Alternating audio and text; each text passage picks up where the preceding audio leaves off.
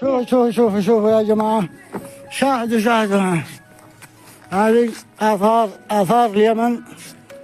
شوفوا آثار اليمن، يعني عبث.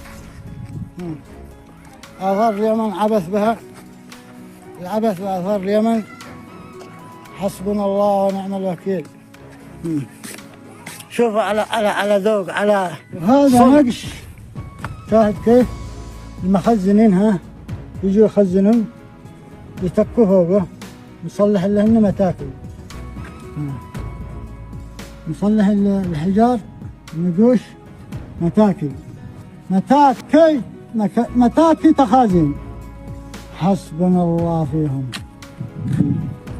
هذا كلها حجار نقوش، نصلح لها متاكي يخزنوا فوقها.